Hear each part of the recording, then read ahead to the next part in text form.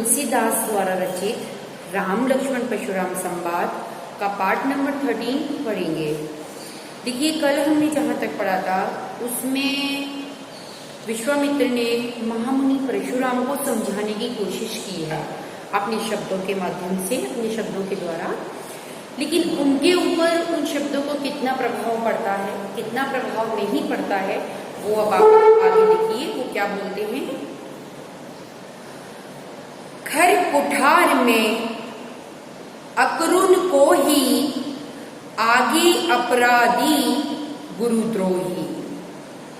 उत्तर देत छोड़ो बिनु मारे केवल कौशिक सील तुम्हारे। नाता यही काटी कुठार कठोरे गुरुरिन उरिन हो तौ श्रम थोरे।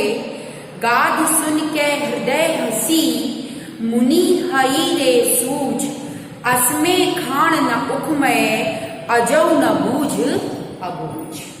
अब देखिए आगे क्या होता है कि जैसे ही विश्वामित्र ने, जो कि श्री राम और लक्ष्मण को अपने साथ लेकर आए थे, उन्होंने महामुनि परशुराम को अपने शब्दों के द्वारा उनका ढांढस बधाते हुए, धीरज बधाते हुए, उन्हें शांत रहने के लिए और उनकी जो मतलब एक प्रसिद्धि है, वो किस नाम से मतलब प्रसिद्ध है, उनका किस तरह से वो एक तपस्वी हैं, एक मुनि हैं, वो चीज उन्हें याद दिलाने की कोशिश करी है। लेकिन उनके ऊपर इस चीज का कितना प्रभाव पड़ा, तो वो देखिए विश्वामित्र की बात सुनकर, जैसा उन्होंने कहा कि आप एक साधु हैं, आप एक तपस्वी हैं, आप एक मुनि हैं, आप बालकों के गुण और दोषों पर ध्यान नहीं देते, इसीलिए लक्ष्मण एक बालक है, आप इसे माफ कर दीजिए। उनकी बात को सुन करके परशुराम कहते हैं खर कुठार में अकुरुण को ही, कि खर यानी तेज, कुठार यानी कुल्हड़ा यानी फरसा, अकुरुण यानी बहुत ज्यादा यानी क्रोधी, निर्दयी, अकुरुण का मतलब निर्दयी, और कोही यानी क्रोधी। तो किस तरह से कहा है कि हे विश्वामित्र, आपको पता है कि एक तो मेरे हाथ में बहुत तेज धार वाला फरसा है अर्थात कुल्हड़ा है। दूसरा, मैं बहुत ही ज्यादा निर्दयी हूं, मैं किसी पर भी दया नहीं करता हूं। दूसरा, मैं बहुत ही ज्यादा निर्दयी हूं और क्रोधी हूं। क्या कहा है? अकुरुण कोही, मैं बहुत ही ज्यादा निर्दयी यानी किसी पर दया नहीं करता हूं और बहुत ही ज्यादा क्रोध करने वाला हूं। आगे अपराधी गुरुद्रोही, और मेरे सामने मेरे गुरु का द्रोह करने वाला अपराधी भी सामने ही खड़ा हुआ है, और मेरे सामने मेरे गुरु का द्रोही खड़ा हुआ है। या फिर आप ऐसे भी बोल सकते हैं कि मेरे सामने एक बहुत ही बड़ा अपराधी जिसने मेरे गुरु के साथ में द्रोह किया है, वो मेरे सम्मुख ही खड़ा हुआ है। समझ में आ गया होगा? नहीं समझ में आए वापस से देखना। आपको मैंने जब स्टार्टिंग करी थी तो आपको बता दिया था कि किस तरह से यहाँ किस ओर इंगित किया गया है। आपको पता है कि महामुनि परशुराम ने किसकी तपस्या करी थी, किसको वो अपना गुरु मानते हैं, और कब वो कहाँ गए थे, उसके बाद अपनी चीजों को वो किसको दे गए थे सार संवार के लिए, मैंने आपको सारा बताया था। तो वो अपने दिमाग में आप रखिएगा। आगे देखिए, उत्तर देत छोड़ो बिनु मारे केवल कौशिक सील तुम्हारे। कौशिक मैंने आपको बताया कि विश्वामित्र के लिए बोला गया है। अब देखिए क्या बोल रहे हैं, वो विश्वामित्र से कह रहे हैं, और ये बार बार मुझे जवाब दे रहा है, हे महामुनि परशुराम, और ये मुझे बार बार जवाब दे रहा है। बार बार इसके जवाब सुनकर भी यदि मैं इसे बिना मारे छोड़ रहा हूं, बार बार इसके जवाब सुनकर यदि मैं इसे बिना मारे छोड़ रहा हूं, तो केवल और सिर्फ केवल आपके शील यानी आपके शांत और मृदु यानी मृदु स्वभाव के कारण, आपके सद्व्यवहार के कारण ही मैं इसे मारने से छोड़ रहा हूं। आगे देखिए, नाता यही काटी कुठार कठोरे गुरुरिन उरिन होतौ श्रम थोरे। नहीं तो मैं अभी इसे अपने कठोर कुल्हाड़े से, अपने कठोर फरसे से काट करके से सीधा कर देता, अर्थात अपने गुरु के ऋण से, जो गुरु का ऋण मेरे ऊपर चढ़ गया है, उस ऋण से मैं ऋण हो गया होता, अर्थात उस ऋण को मैंने चुका दिया होता। मैंने आपको एक चीज और भी बताई थी कि इनके साथ में एक बात और भी हुई थी कि अगर आप वीडियो देखोगे तो पता चलेगा कि इनके पिता ने इनसे क्या चीज कही थी और 4 पुत्रों ने पूरा नहीं किया था, इन्होंने ही पूरा किया था। तो वो चीज कहीं ना कहीं इस यदि इन पंक्तियों से क्वेश्चन बनता है तो यहाँ वो चीज इसके अंदर कवर होगी जो मैंने आपको स्टार्टिंग में परिचय में बताई थी।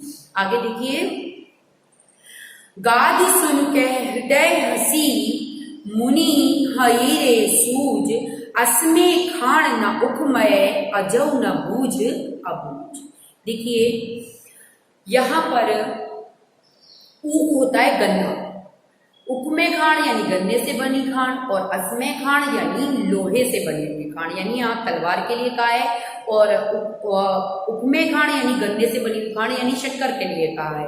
और गाधी सुन यहाँ विश्वामित्र के लिए कहा गया है, क्योंकि गाधी सुनो विश्वामित्र से बोला जाता है। गाधी उनके पिता थे तो उन्हें गाधी के नाम से बोला जाता है। यह यहाँ विश्वामित्र के लिए गाधी सुन बोला गया है। और हसी यानी हंसना, हृदय यानी हृदय, मुनि यानी मुनि, हई रे यानी हरई हरा, सूज यानी सूज रहा है। आगे देखिए किस तरह से बोला है कि विश्वामित्र महामुनि परशुराम के मुख से, विश्वामित्र महामुनि परशुराम के मुख से इतनी बड़ी बड़ी बातें सुनकर कि वो इतने बड़बोले बन रहे हैं कि बड़ी बड़ी बातें बोले चले जा रहे हैं, बोले चले जा रहे हैं। कहीं किसी भी जगह अपने मन में ये सोच ही नहीं रहे कि मैं किसके सामने खड़ा हूं और किससे क्या बातें बोल रहा हूं।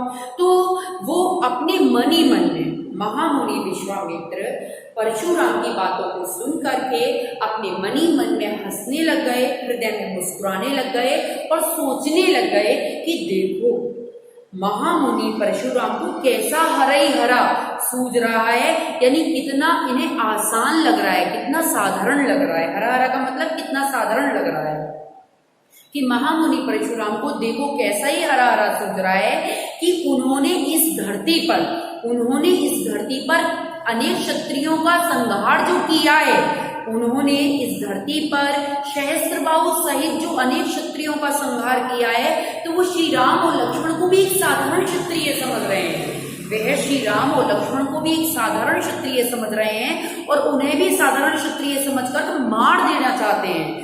उन्हें भी एक साधारण क्षत्रिय समझकर मार डालना चाहते हैं। शायद उन्हें पता नहीं है कि श्री राम और लक्ष्मण जिस तरह से महामुनि परशुराम ने अनेक क्षत्रियों का संहार इस धरती पर किया था, उन क्षत्रियों के समान नहीं है, बल्कि श्री राम और लक्ष्मण एक